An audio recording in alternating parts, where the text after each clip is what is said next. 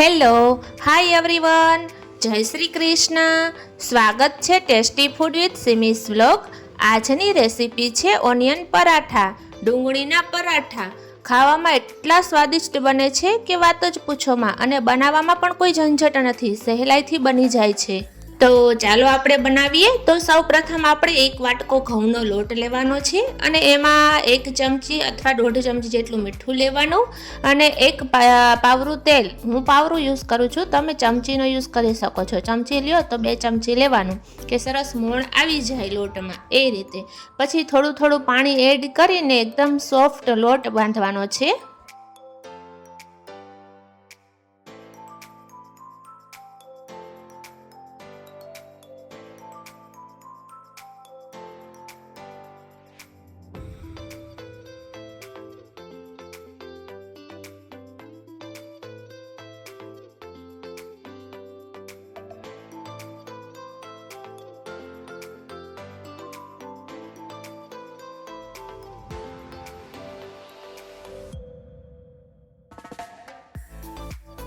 અને પછી લોટ બંધાઈ જાય પછી એક પાવરું તેલ નાખીને આપણે લોટને એકદમ સરસ મસળવાનો છે.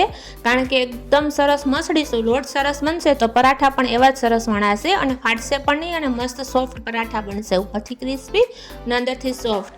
તો આપણે લોટ બંધાઈ જાય પછી આપણે એને 10 થી 15 મિનિટ રેસ્ટ આપવાનો છે લોટને.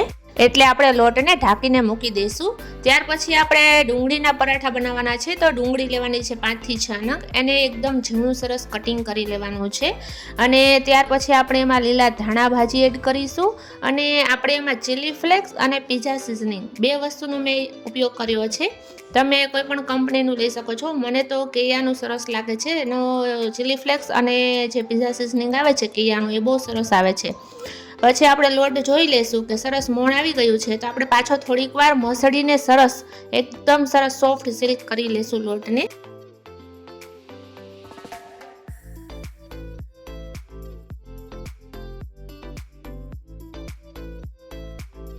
આપણો લોટ છે એકદમ મસળીને સરસ થઈ ગયો છે, એકદમ સોફ્ટ લોટ છે. અને ત્યાર પછી આપણે થોડો કોરો લોટ લેવાનો છે. ઘણા લોકો છે વાટકામાં લેતા હોય છે, કોઈ ડીશમાં. હું તો આવી રીતના એક ડબ્બો જ રાખું છું, જેથી કીડી પણ ના ચડે અને ખરાબ પણ ના થાય. અને ત્યાર પછી આપણે પરાઠા વણીશું. તો એકદમ સરસ નાનું એવું લૂ લેવાનું છે, થોડુંક વણી લેવાનું, અને એમાં થોડુંક તેલ યુઝ કરવાનું છે, 1 ચમચી જેટલું. પછી એમાં આપણે કટિંગ કરેલી ડુંગળી, થોડાક લીલા ધાણા ભાજી અને ચીલી ફ્લેક્સ અને પિઝા સિઝનિંગ છે તમારા ટેસ્ટ સ્વાદ અનુસાર નાખવાનું છે. કારણ કે કોઈ સ્પાઇસી વધારે ખાતું હોય છે, કોઈ થોડુંક મોડું. પછી આપણે થોડુંક મીઠું એડ કરીશું, અને બધો મસાલો છે એકદમ સરસ હલાવી નાખવાનો છે. ત્યાર પછી આપણે એનું લૂ વાળી લેવાનું છે એકદમ સરસ. પછી ઉપરથી થોડોક લોટ વધે છે કાઢી લેવાનો, અને એકદમ સરસ લૂ કરી લેવાનું, ને આ રીતે થોડું થોડું દબાવતું રહેવાનું, અને ફરતી પર મસાલો ફેરવી દેવાનો. પછી આપણે કોરા લોટમાં છેવવાને એકદમ સરસ એડ કરીને પછી આપણે પરાઠું વણવાનું છે. એકદમ હળવા હાથે પરાઠું વણવાનું છે, જેથી પરાઠું પણ તૂટશે નહીં અને એકદમ સરસ વણાશે.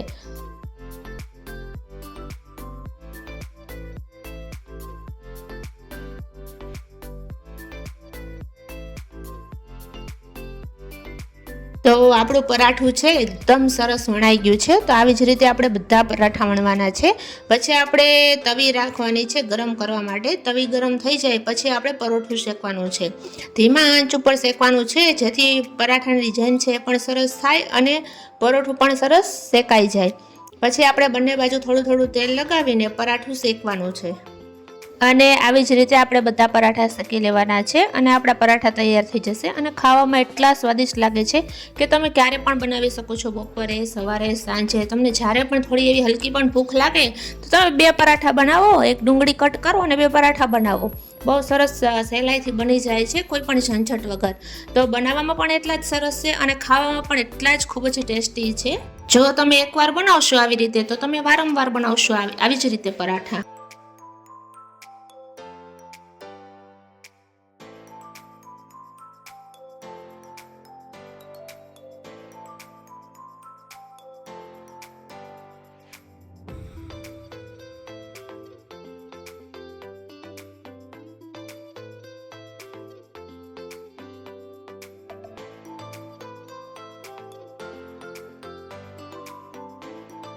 તો તૈયાર છે આપણા પરાઠા અને તમે જોઈ શકો છો કે આપણા પરાઠા છે એકદમ મસ્ત મુલાયમ સોફ્ટ બન્યા છે.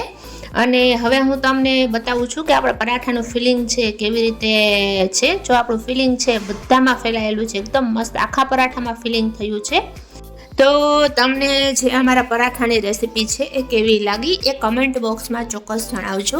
આવી જ રીતે મારી ન્યૂ રેસીપી જોવા માટે મારી ચેનલને સબસ્ક્રાઈબ કરો, લાઈક કરો અને શેર કરો. Thank you.